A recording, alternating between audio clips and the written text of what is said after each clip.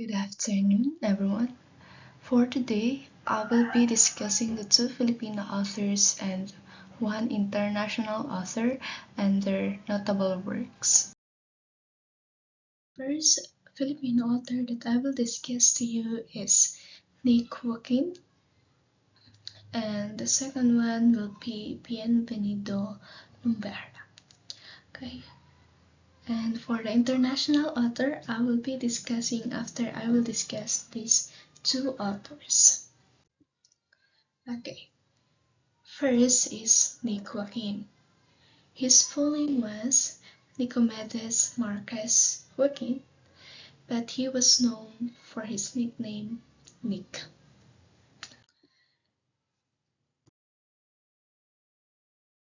Joaquin was born on May 4, 1917 in Paco, Manila, Philippines. He was born in Paco, in an old district in Manila, which influenced his deep connection to the city's culture and history. The exact birthday of Joaquin has some variations, but May 4 is the one widely accepted. And also, he grew up in a deep Catholic, educated, and prosperous family. Because his family was well off and high religious. They also speak Spanish in their home and regularly going to Catholic Mass.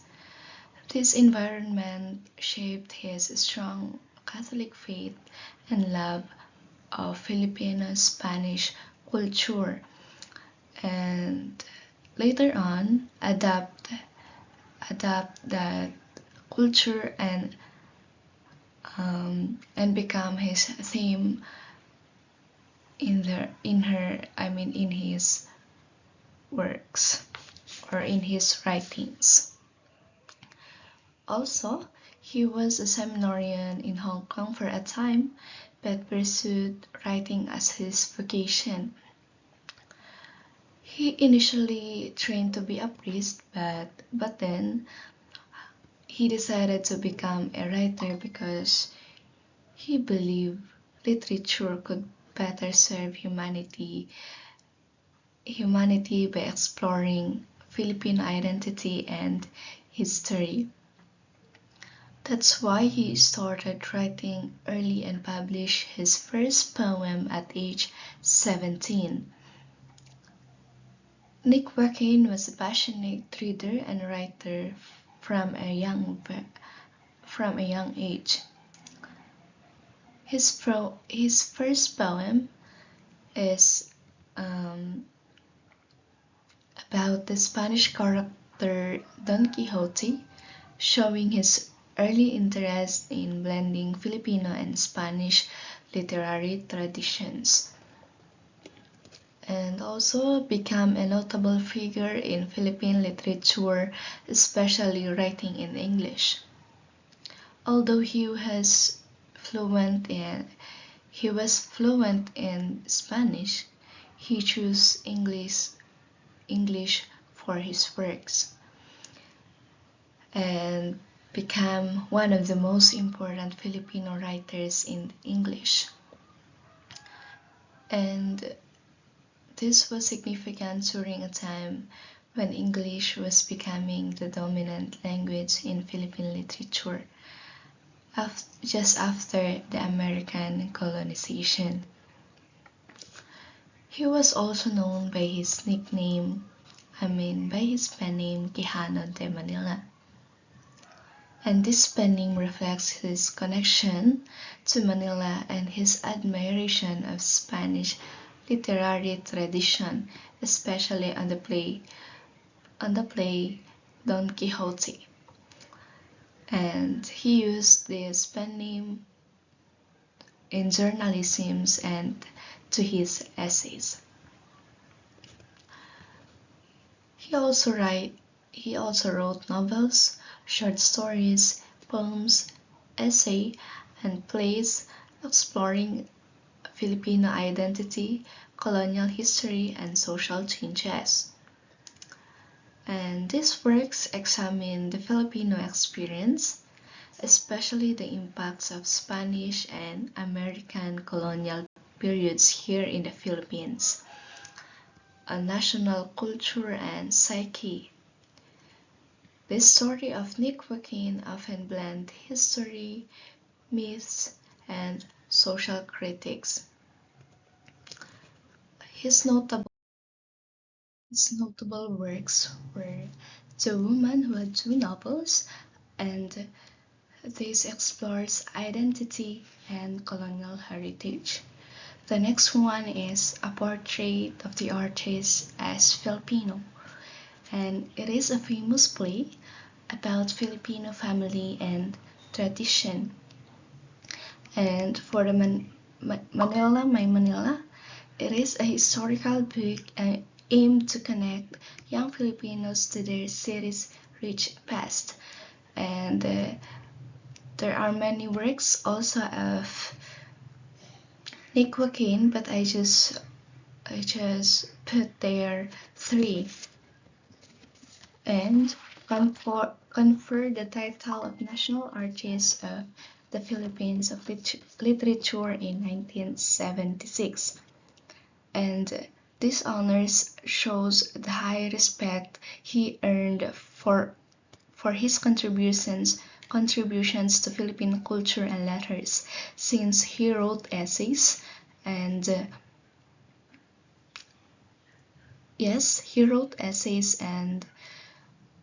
it shows there the Filipino culture. It officially recognized him as a leading figure in Philippine arts. His writing style is recognized for its Baroque Spanish-flavored English and focus on the Filipino past and psyche.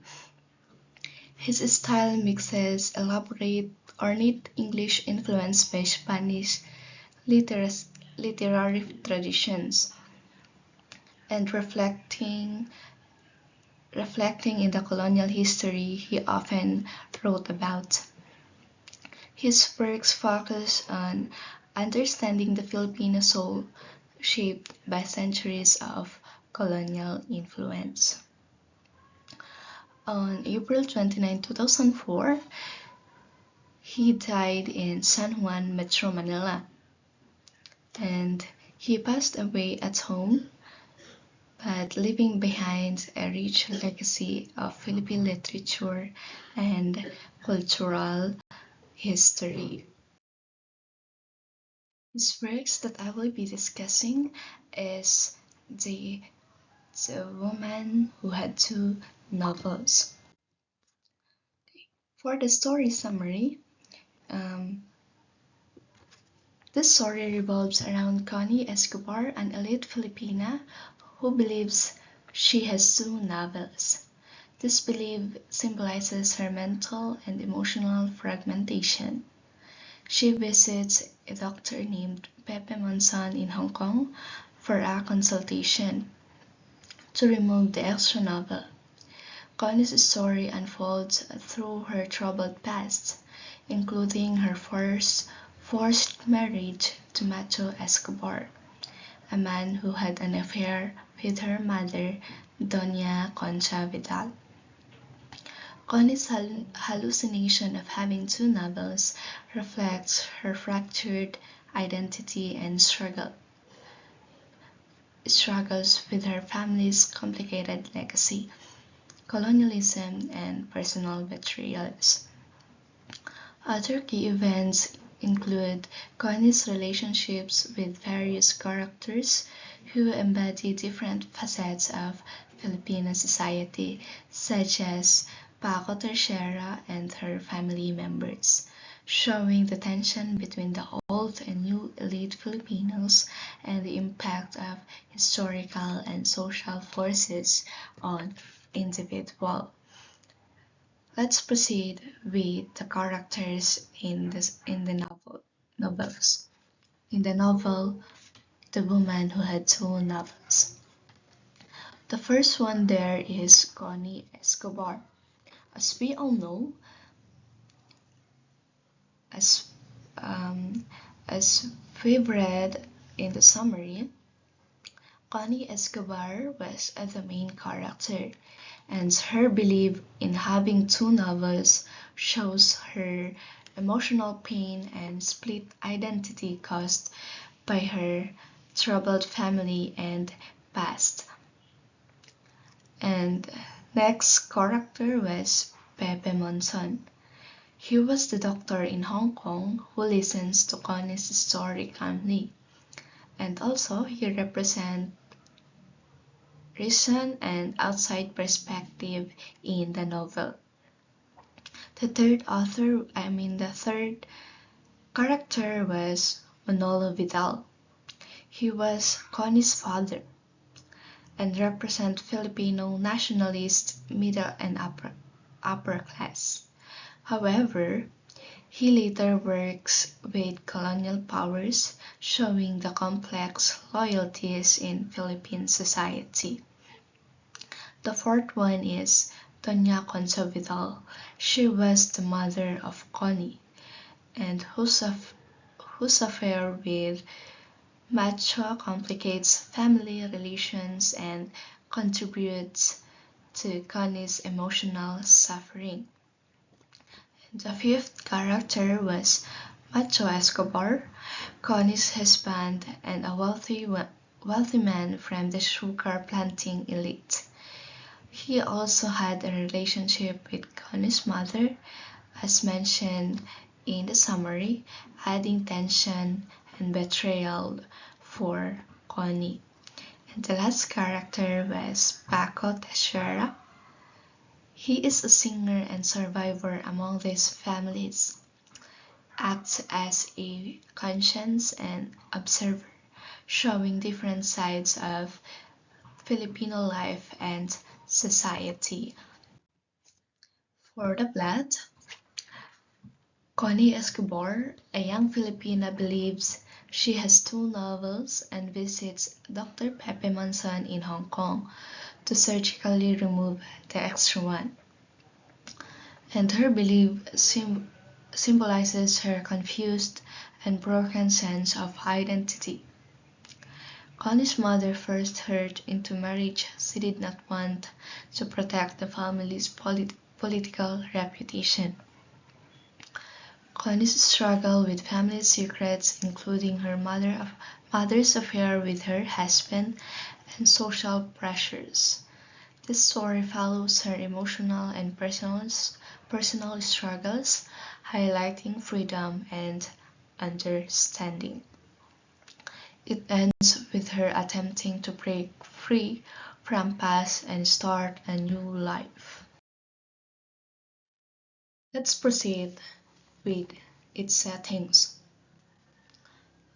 In there, it's in Hong Kong, and Hong Kong in the story represents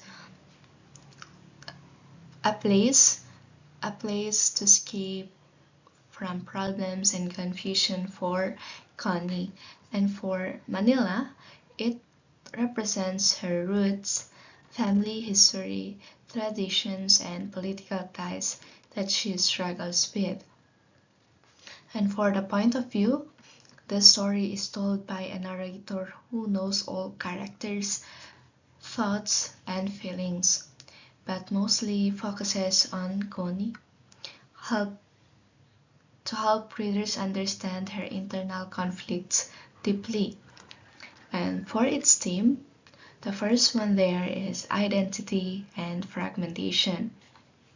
Because in the novel, Connie's two novels shows her divided self and search for her identity. And for the colonial legacy, this story shows how the Philippines' colonial history has affected individuals and their families. For the family and betrayal, in the story, the family secrets and forced marriage and affair creates a emotional pain and conflict to the main character, which is Connie Escobar. And for the search for freedom, in the story, it says there that Connie wants to break free from her past and family constraint. For style and tone, the writing is poetic and uses a lot of symbols, like the two novels, in order to express deeper meanings. For its tone, the mood is serious, thoughtful, and sometimes mysterious, and it fits the emotional and psychological themes of this story. For the conflict, Connie's emotional pain and identity crisis, and pressure from family, forced marriage, and societal expectation conflict with Connie's desire.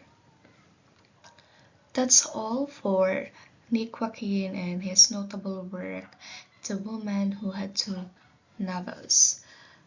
This time, I will be proceeding to Bienvenido, Lumbera, another Filipino author, and his full name was Bienvenido Perez Lumbera. He was born on April 11, 1932 in Lipas City, Batangas, Philippines. He was orphaned by age 5 and was raised first by his grandmother because his parents both died when he was young. So his grandmother took care of him until she also passed away. Then by his godparents who supported his education. He also developed love for language and literature during secondary school under the mentorship of a dedicated English teacher. This helped his interest in writing and literature to grow. He graduated cum laude with a bachelor degree in literature, majoring in journalism from the University of Santo Tomas. He known as poet, critic, dramatist, and nationalist writer,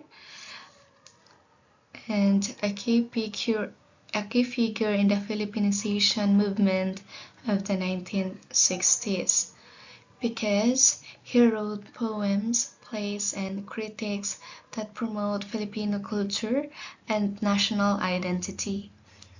And also he played an important role in making Filipino literature focusing on local themes. He faced political persecution during the martial law. It's because he spoke against the Marcos authoritarian government. That's why he was arrested and had to hide to avoid arrest again. He wrote librettos for acclaimed musicals such as Ramahari, Tales of Munibu, and adaptation of Philippine literary classics. And he was awarded the Ramon Magsaysay Award for journalism, literature, and communication in 1993. And also he received prestigious awards recognizing his contributions to Philippine literature and culture, including the national highest honor for artist. And for his notable work, I will be discussing The Servant, and it's a poem from his collection entitled Likhang Diwa, Likhang Dila. That is the poem, and let me read this poem. And the shut door of the mind we knock, we of soul and body turn, we who served and are ignored, broken into pieces to be of use. Our heads nod, our arms lift, our feet are quick, our faces turn. We scatter our parts to the back, and call of those higher than us. Deep within, we have a name, a story to tell. Against harsh life, we put up a fight, only to end up with a servant's life. We serve the strong, we are feet and arms wanting to climb, heads and faces used to fool the law. Will we be whole again tomorrow? Up ahead, the new day shines. The change of fate we seek. Then we shall rise again, with our names and bodies back. For the theme of the poem entitled Servant by Bienvenido Lumbera, the first one there is oppression and servitude. It's because the poem talks about people who feel like they are forced to serve others and are ignored or treated unfairly. And for the struggle and hope, it shows their struggle in life, but also their hope for a better future. And it also speaks keeping one's true self and strength despite of hardship, and it shows their identity and resilience. And this is clear because the poem describes people people as being broken into pieces to served and ignored. Yet in the end, they are hoping for a day when they will be rise again with their names and bodies back, showing hope and resilient. For the tone of the poem, it feels somber and reflective, but also hopeful because it talks about hardship and being treated badly. But it also has hope because it looks forward to change and a better life ahead. For the speaker and persona, the person speaking in the poem sounds like someone who understands what it is to serve others without being respected. This speaker represents the experience of people who are oppressed and are forced to serve, sharing their feelings and struggles and hope. For the form or structure of the poem doesn't follow a strict rhyme or rhythm pattern. That's why it is considered as free verse.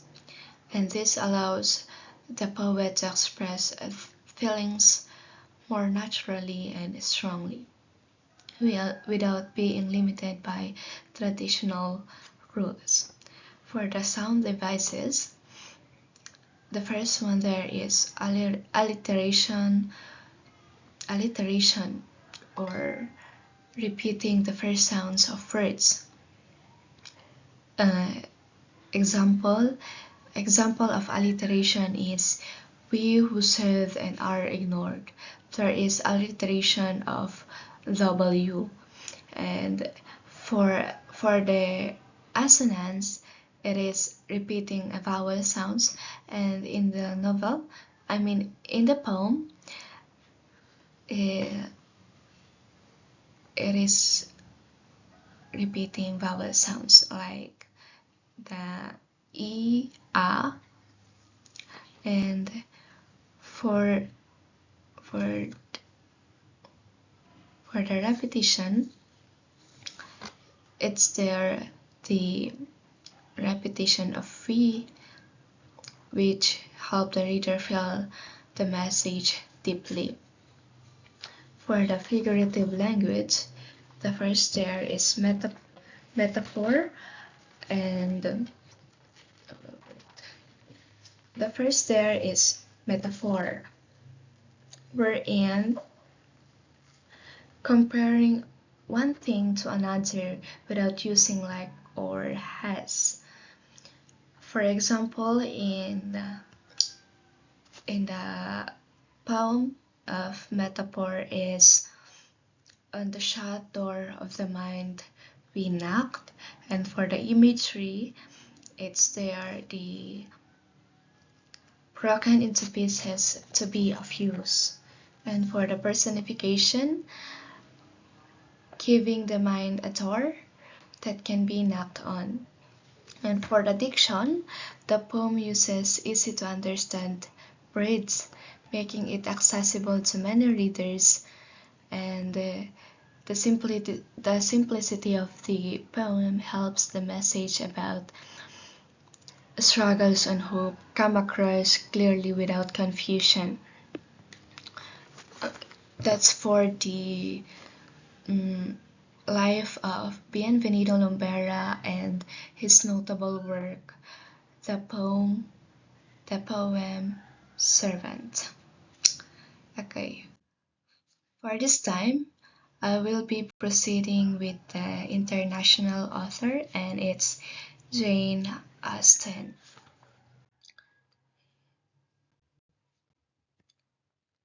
Jane Austen was born on December 16, 1775 at Steventon Rectory, Hampshire, in England. And he was born in a quiet countryside home where her father was a church minister. This environment gave her a close look at village life, which she later wrote about in her novels. And she was seventh of 8 children in a close-knit family, and her father was Reverend George Austen, a clergyman, and he was home educated mainly by her father through access to his extensive library. Means he didn't go to a formal school for most of her life. Instead, her father taught her at home, and she read many books from his large library. And this helped her to develop a lifelong love for literature and strong writing skills. And as a teenager, he began writing, producing early parodies and stories in the late 1780s and 1790s. And as a teen, Jane wrote funny imitations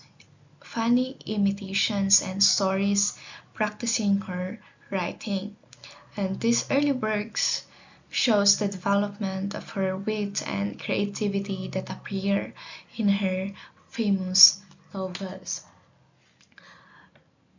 And she lived mostly in rural Hampshire until 1801.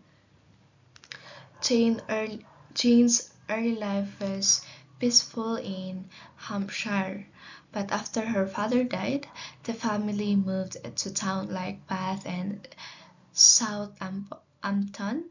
After he died, the family faced money problems, which causes them to move and rely on help from others. Settled in Chawton Cottage, owned by her brother Edward from 1809, where she wrote and published most of her works, and published Sense and Sensibility in 1811, followed by Pride and Prejudice, Mansfield Park, and Emma. He died on July 18, 1817, age 41. She died because of Addison's disease, and Known for keen observations of English middle-class life, with witty social commentary and strong female characters. Jane is famous for her detailed look at everyday life in English middle-class society. She used humor to point out social issues and wrote smart, strong women as main characters, making her writing unique and influential. For her notable work, I will be discussing Pride and Prejudice. And for the summary, this story is about the Bennet family, especially Elizabeth, who lives in the countryside. When a rich man named Mr. Bingley moves nearby, Jane Bennet falls in love with him, but his sisters do not approve because of their different social status.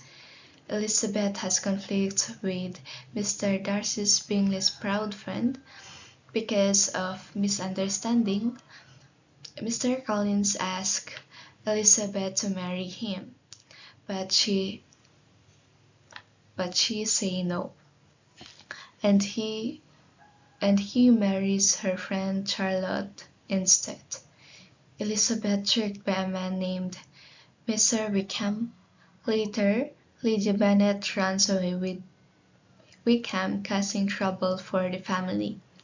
Mr. Darcy helps fix the situation by making sure Lydia and Wickham married. In the end, Elizabeth and Darcy marry, and so do Jane and Bingley. For the characters, the first one there is Elizabeth Bennet. She was intelligent, witty, and an independent woman. And for Mr. Darcy, wealthy, proud landowner who learns humility and love. Mr. Bingley, Darcy's wealthy, friendly friend. And Mr. Collins, a pompous clergyman and heir to Bennet estate. And for Lydia Bennet, she was the youngest sister, and she was reckless and flirtatious. And lastly, Mr. Wickham, charming but deceitful officer. For the plot, introduction of Bennet family and arrival of Bingley and Darcy. Next one is the social interactions, misunderstandings, and proposals. And the third one, Lydia's elopement crisis and Darcy's intervention. And it ends with resolution with marriages and restored reputation. For the settings, the story is set in rural England, mainly the villages of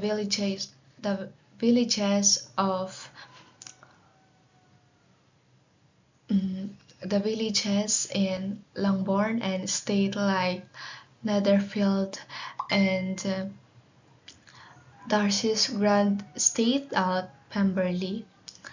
And the setting highlights English countryside life and class differences of the time.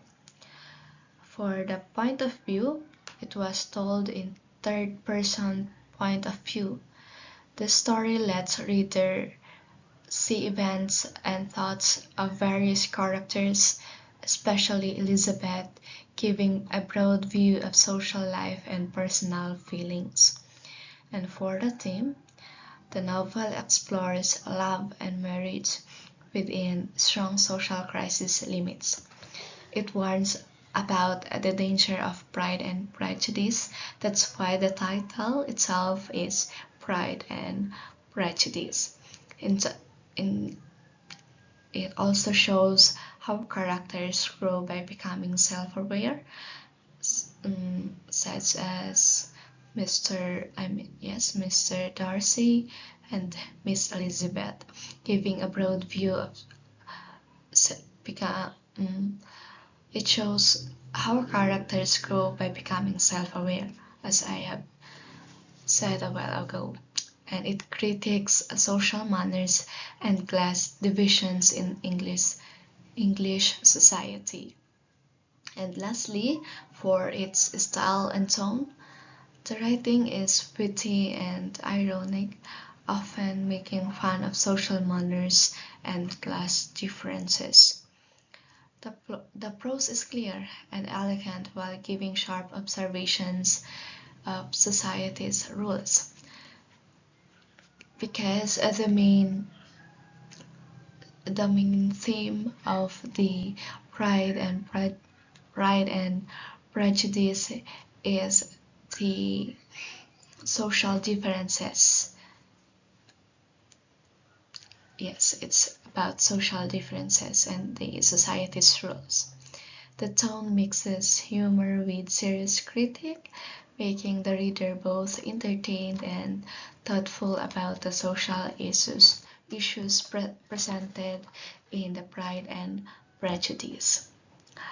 Okay, that's all for today's discussion. I hope you've learned something from the two Filipino authors and one international authors. Again, that's all for today and good day, guys.